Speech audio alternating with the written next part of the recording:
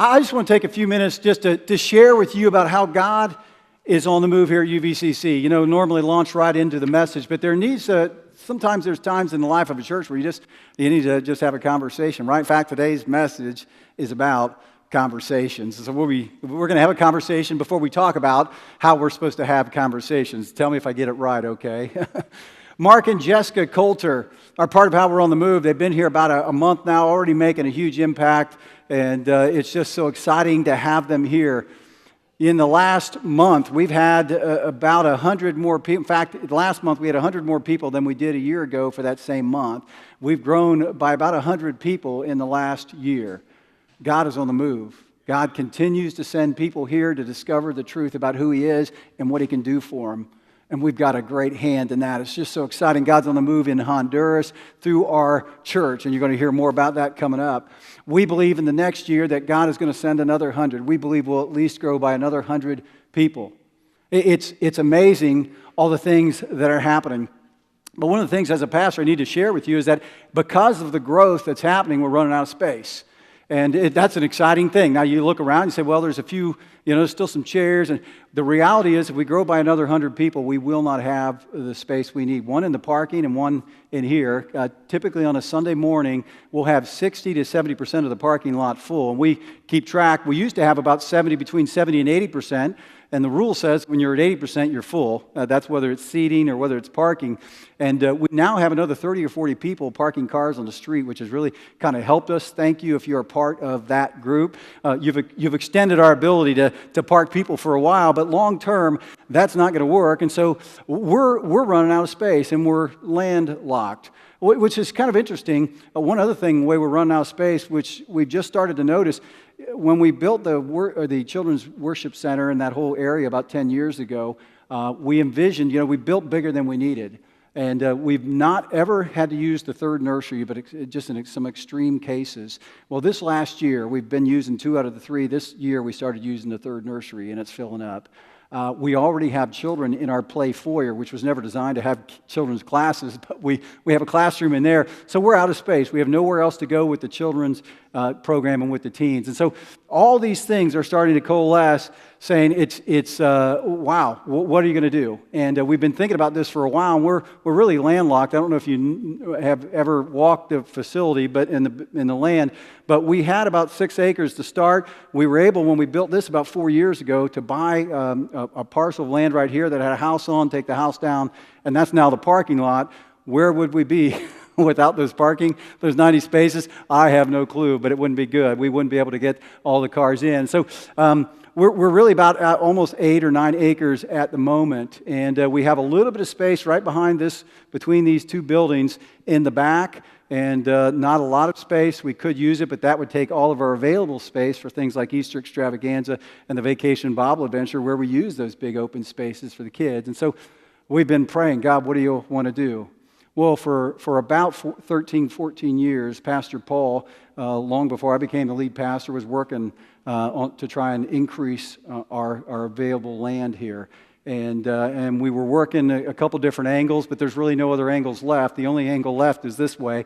And so just this week, we signed a purchase contract on this land. It's 20 acres in the yellow area. It's actually a 28-acre parcel, but part of it's underneath I-75. Some of it's under the on-ramps. But God opened the door, because when we pray and when we ask God, you've given us a vision. How are we going to do it? We have no clue how. Sometimes God opens doors that otherwise were closed. And this was a closed door for 13, 14 years. And we tried hard to see if we could increase the available land, and weren't able to do it. But now, just this week, we've been able to sign the contract. It's 20 acres. That's usable right there in that field at $12,000 an acre, or $240,000. And so we've been able to work the deal so that we would pay $80,000 a year over 3 years. What that will allow us to do is, in this next year, is begin to dream and plan. We'll begin to figure out, as we do a site plan, where we can put some additional parking, where future worship center could be, and those kind of things, because we have to think ahead. We can't wait until the problem is here and until the space is gone, and we're almost there already. So it's just exciting days. God has done something that I couldn't do, that none of us could do, that Pastor Paul couldn't do, that he opened a door that was closed. But there's some more good news on top of all that. Not only does God provide in some ways, like He's opened the door for us to buy this land, but I've had a few people come to me since I've become the lead pastor and said, I'd really, if you ever have a need in the church that you maybe, it's a financial need and I can help, just let me know. And I love when people do that to me. Don't you love that? So we had that conversation. And one of the families of our church, the Sherry family, said, we believe in that vision. You've got to get that land. We'll give you the first $80,000. And so they've given us the first $80,000 for the first payment. Yes. My family's gone through a lot of things this year, and they said, we're blessed to be a blessing, and we really want to see that next step take place because we know what that church is doing in our family's lives. And so that opportunity came up, and so now the first payment has already been made, and there have been some other conversations with someone else and other folks. And so I don't believe God's done yet. I want you to know that. But that buys us a year to talk about what the next steps are. And when we purchased this land over here, it was about $200,000. By the time we actually tore down the house that was on the property, we paid cash for that, and then we paid another $175,000 in cash to build the parking lot. So we don't believe there needs to be any debt to purchase this land. We believe God's going to provide it all through His people, and He's already started to show us that He's going to be faithful. It's so exciting. The next steps for us, I was talking to Pastor Paul, and again, he's very favorable in this because he's been trying to do this for a long time. And I talked to our district superintendent, Jeff Kunselman. That's one approval process we go through. He's wholeheartedly in agreement. We've got a church properties board that's part of our denomination. They review the whole thing, and what a tremendous opportunity they feel. They've unanimously approved it, as well as our church board. And so all the steps along the way have just fallen into place. And the last step is a congregational vote, and we'll do that in a few weeks after I get back from Honduras. And so after that, we receive or we'll take possession of land in October, and God continues to move us forward. It's amazing days. Now, I've had a lot of questions. Some people have asked this question from me, and I think it's a great question. They said, well, hey, if we're doing this thing in Miami East, we brought Mark and Jessica on, and we want to launch this thing in Miami East, so why are we doing something here? I want you to know that you can never stop growing in any particular area in church. One, there are too many people in this region that need to know Jesus Christ, and they're not all going to go from here to there or there to here.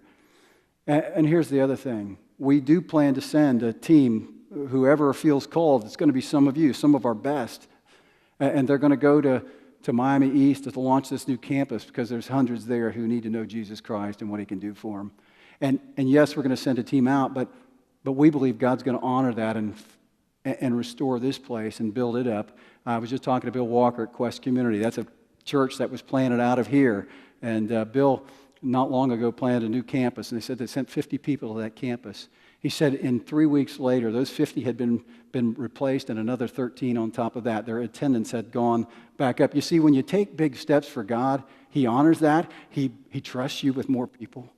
So it's not going to be that we send people out and we'll just be a holding station. I believe God is going to grow us here, and He's going to grow us there, and He's going to grow us there, and He's going to grow us in Honduras, and He's going to grow us on the I-campus.